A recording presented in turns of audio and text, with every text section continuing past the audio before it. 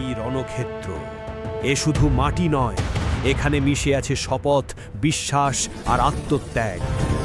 ভোরের কুয়াশার আড়ালে দাঁড়িয়ে আছে ইতিহাস। আজ সূর্য উঠবে রক্তের রং মেখে, কারণ আজ কেউ পিছু হটবে না। আমার হাতে এই তলোয়ার লোহার চেয়েও ভারী।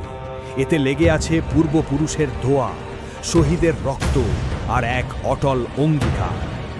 ওই দেখো, শত্রুর সারি এগিয়ে আসছে, ঢাল, তলোয়ার, অশ্বারোহী বাহিনী। তাদের সংখ্যা বেশি, কিন্তু তাদের বিশ্বাস দুর্বল। প্রথম আঘাতেই আকাশ কেঁপে ওঠে, লোহার সাথে লোহার সংঘর্ষে জন্ম নেয় আগুন। ঢাল ভাঙে, তলোয়ার রক্তে ভিজে যায়, ঘোড়ার খুরে কাঁপে রণভূমি। আমি লড়ছি শুধু নিজের জন্য নয়, আমি লড়ছি আমার ভূমির জন্য, আমার ইমানের জন্য, আমার জাতির অস্তিত্বের জন্য। চারিদিকে পড়ে আছে সহযোদ্ধারা, কেউ আর উঠবে না, কিন্তু তাদের নীরব দৃষ্টি বলছে, থামো না।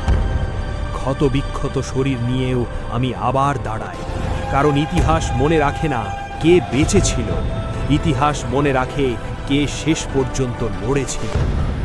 শেষবারের মতো তলোয়ার তুললাম আকাশের দিকে।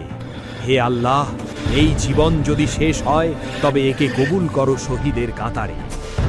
যুদ্ধ থেমে যায়, ধোঁয়া সরে যায়, নীরবতার মধ্যে দাঁড়িয়ে থাকে একা একটি তলোয়ার। আর ইতিহাস ফিসফিস করে বলে, কিছু যুদ্ধ জয় করার জন্য নয়, অমর হয়ে থাকার জন্য লড়া।